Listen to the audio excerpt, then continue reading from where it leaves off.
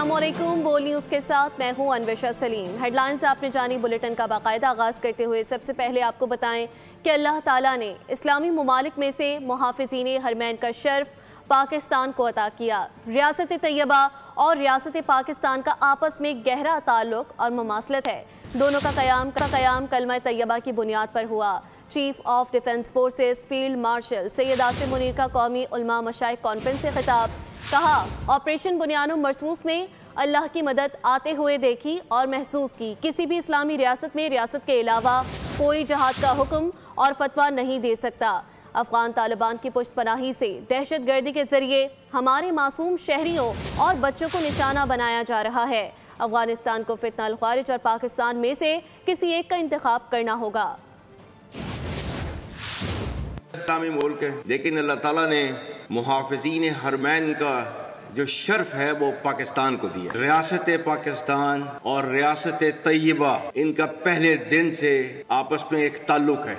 वो 1400 साल पहले जो रियासत बनी थी कलमे की बुनियाद के ऊपर, तो उसके 1300 साल के बाद एक और रियासत बनी, वो भी कलमे की बुनियाद के ऊपर। मेरा खुदा गवाह है, ये बुनियाद मरसूस में अल्लाह की मदद आई और हमने अल्लाह की मदद आते हुए देखी, महसूस की। किसी भी इस्लामी रियासत के अंदर रियासत के अलावा कोई जिहाद का हुक्म नहीं दे सकता। उलुल अम्र के मर्जी के बगैर, हुक्म के बगैर कोई जिहाद का जो है फतवा नहीं दे सकता। अल्लाह के नबी की हदीस नहीं है कि वो मुसलमान नहीं जिसके हाथ और जुबान से किसी और मुसलमान का नुकसान हो। हमारे पाकिस्तानी जो बच्चे हैं उनका खून जो है अफगानिस्तान के हाथों नहीं बहाया जा रहा। आज जो है वो TTP की तश्कीलें जो आती हैं उसमें से 70% अफगानी होते हैं। ये पाकिस्तान की कुर्बानियों का सिला आपको दिया जा रहा है। और पाकिस्तान ने जो है इनको क्या कह रहा है, पाकिस्तान TTP और पाकिस्तान में से किसी एक को आप चूज कर लें, एक को ले। अब बात करेंगे क्रिकेट की। दुबई में जारी अंडर-19 एशिया कप के फाइनल में शाहीनों ने भारतीय सुरमाओं को घेर लिया। भारतीय टीम पाकिस्तान के खिलाफ मुश्किलात का शिकार। 348 रन के हदफ के ताकुब में भारत की 5 विकेटें सिर्फ 68 रन पर गिर गई। सूर्यवंशी 26, मात्रे 2 और अरुण जॉर्ज 16 रन बनाकर चलते बने। मल्होत्रा 7 और तरवेदी सिर्फ 9 रन बना सके। इससे कबल पाकिस्तान अंडर-19 ने पहले बैटिंग करते हुए मुकर्रर 50 ओवर्स में 8 विकेटों पर 347 रन स्कोर किए। ओपनर समीर मिन्हास ने शानदार बैटिंग करते हुए इवेंट में दूसरी सेंचुरी स्कोर की। समीर ने उस्मान खान और अहमद हुसैन के हमरा अहम शिराकत भी बनाई। अहमद हुसैन ने 56 और उस्मान खान ने 35 रन स्कोर किए। अंडर-19 एशिया कप के फाइनल में पाकिस्तानी ओपनर समीर मिन्हास ने भारतीय बॉलर्स की खूब दुर्गत बनाई। टूर्नामेंट में अपनी दूसरी सेंचुरी जड़ दी। समीर ने 13 बॉल्स पर 9 छक्कों और 17 चौकों की मदद से 172 रन की शानदार इनिंग्स खेली। दूसरी जानिब तुर्की के शहर इस्तांबुल में पाक बहरिया के दूसरे बाबर क्लास जंगी जहाज PNS खैबर की कमिश्निंग तकरीब मुनक़िद हुई, जिसमें तुर्क सदर रजब तैयब एर्दोगान ने बतौर मेहमान खुसूसी शिरकत की। तकरीब में chief of naval staff admiral Naveed Ashraf भी मौजूद थे।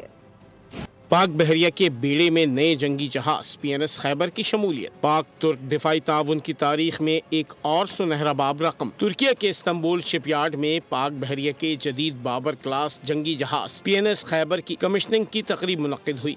तकरीब के मेहमान खुसूसी सदर रजब तैयब एर्दोगान थे। Naval chief admiral Naveed Ashraf ने भी तकरीब में शिरकत की। ये जंगी जहाज पाक बहरिया की बहरी दिफाई सलाहियतों में अहम इजाफा और पाक तुर्क दिफाई ताउन की मजबूत मिसाल है। तुर्क सदर कहना था कि पाकिस्तान और तुर्किया के ताल्लुकात मुश्तरका तारीख, सकाफत और बाहमी एतमाद पर कायम हैं और दोनों ममालिक दिफा समेत मुख्तलिफ शोबों में करीबी ताउन को मजीद वुसअत देना चाहते हैं। Chief of naval staff admiral Naveed Ashraf ने इस मौके पर तुर्क हुकूमत और शिपयार्ड इंतजामिया का शुक्रिया अदा करते हुए कहा कि यह मनसूबा दोनों ममालिक के दरमियान स्ट्रेटेजिक शराकत दारी का मजहर है।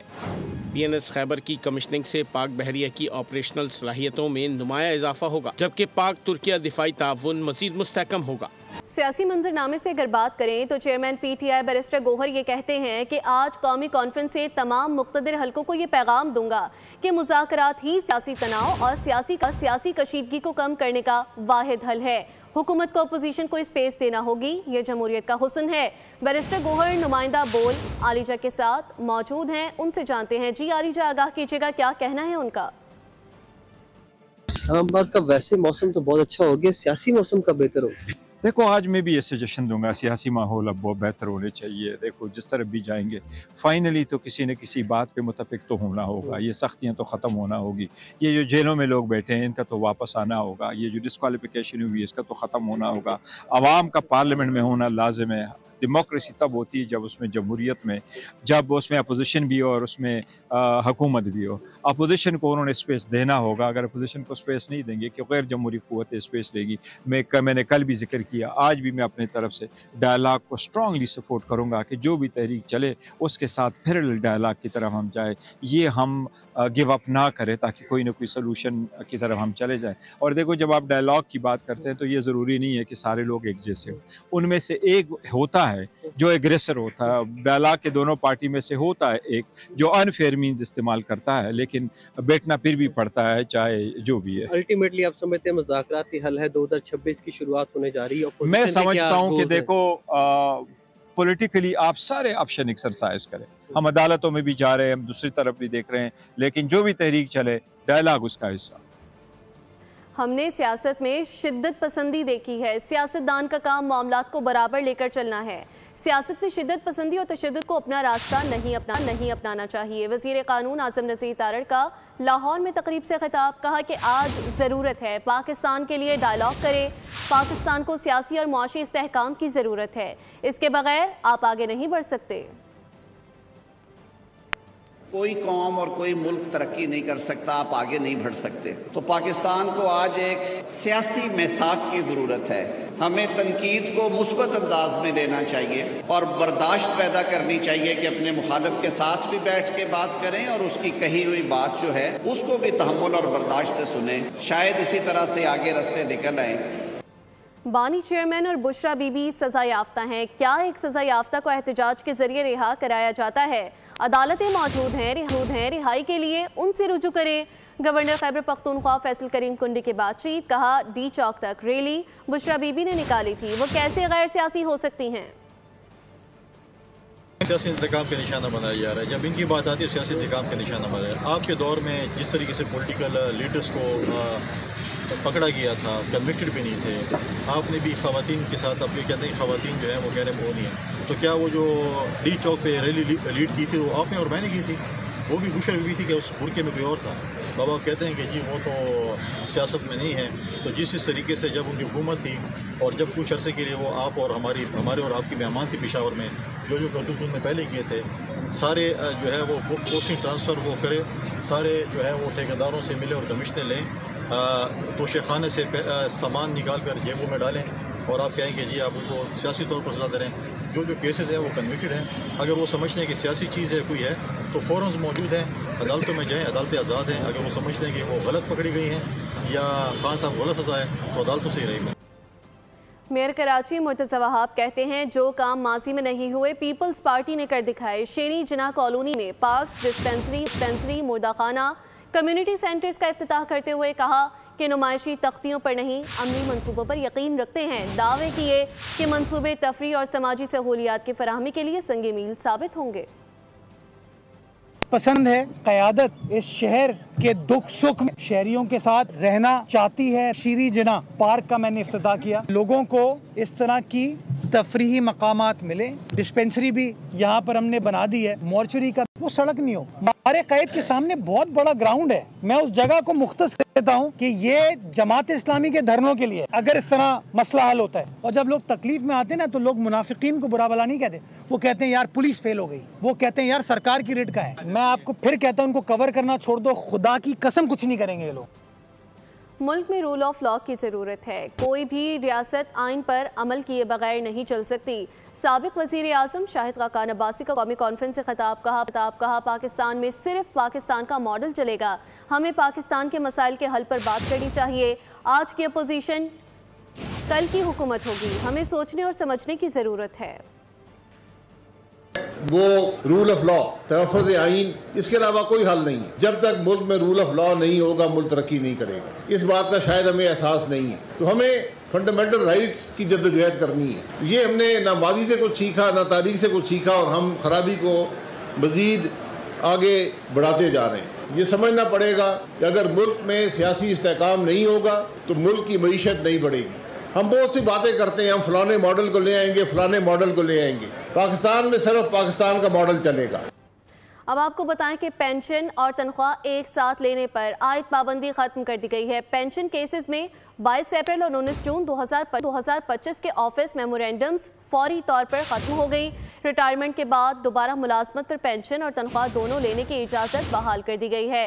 वजारत ख़जाना ने री एम्प्लॉयमेंट पर पेंशन से मुतालिक साबका अहकामात वापस लेने का ऐलान कर दिया। रिटायर्ड अफसरान को दोबारा मुलाजमत पर मुकम्मल माली मराद देने का फैसला कर लिया है। दोबारा तैनात रिटायर्ड मुलाजमीन तनख्वाह के साथ पेंशन भी लेंगे। मुल्तान के निश्तर अस्पताल में डॉक्टर्स की मुबैना गफलत से 60 साला खातून की जान चली गई। वर्षा के एहतजाज पर डॉक्टर बदतमीजी और नाजेबा इशारे करके मुतासरा फैमिली की तस्दीक करता रहा। गमज़दा खानदान इंसाफ का मुतालबा कर रहा है, जबकि अस्पताल इंतजामिया ने डॉक्टर को नौकरी से बर्खास्त कर दिया। तफसीलात ब्यूरो चीफ मुल्तान जावेद इकबाल अंबर की इस रिपोर्ट में मुलाहिजा कीजिए। निश्तर अस्पताल में डॉक्टर्स की मुबैना गफलत का संगीन वाक़या। न्यू तारिकाबाद की रिहायशी खातून शमीम बीबी को इलाज के लिए एमरजेंसी लाया गया, जहां इन्हें खून लगाया जाना था, लेकिन लवाहिकीन के मुताबिक ड्यूटी पर मौजूद डॉक्टर ने पर वक्त इलाज के बजाय शिफ्ट की तब्दीली का इंतजार किया। इस दौरान मरीजा की हालत बिगड़ गई और वो दम तोड़ गयी। वहाँ पे उनको वोमिटिंग आई है, ठीक है, तो उनको खून की बोतल लगनी थी, तो डॉक्टर को हमने क्या खून की बोतल इनको लगी। डॉक्टर ने भी हमें क्या ठीक है चलो हमने बोतल का अरेंज कर लिया, लेकिन डॉक्टर ने बोतल लगाई नहीं उनकी गफलत की वजह से। और अपना डॉक्टर को हम बार बार इसरार किया, DMS सबको कहा, उन्होंने भी क्या इनको वार्ड में शिफ्ट किया जाएगा, ठीक है। फिर बोतल लगी, हमने क्या सर लगाएं, तो शिफ्ट का इंतज़ार करते रहिए। और उसके बाद ये सर अपनी गप्पे शप्पे और बातों में लगे रहे, मोबाइलों पर टिकटॉक पर लगे रहे, इन्होंने कोई हमारी बात ना सुनी। वाक़े के बाद लवाहिकीन ने एहतजाज किया, ताहम ड्यूटी पर मौजूद डॉक्टर कासिम जमाल ने मुबैना तौर पर अहले खाना के साथ बदतमीजी और नासेबा इशारे किए, जिसकी वीडियो सोशल मीडिया पर वायरल हो गई। जब हमारी वालदा एक्सपायर हो गई है, उनकी डेथ हो गई है, वो शख्स हमने क्या सिटीजन पोर्टल पे हम शिकायत करेंगे, वो नाजेबा हरकत उसने की है, उन्हें मिडल फिंगर दिखाई है।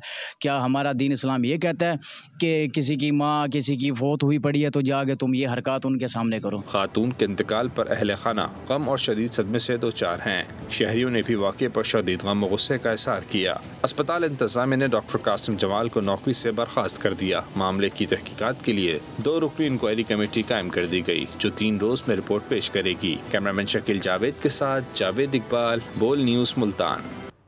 बुलेटिन से फिल वक्त इतना ही। मज़ीद अपडेट्स के लिए विजिट कीजिए bolnews.com। आप देखते रहिए बोल न्यूज़। सब्सक्राइब करें और बेल दबाएं ताकि कोई खबर रह न जाए।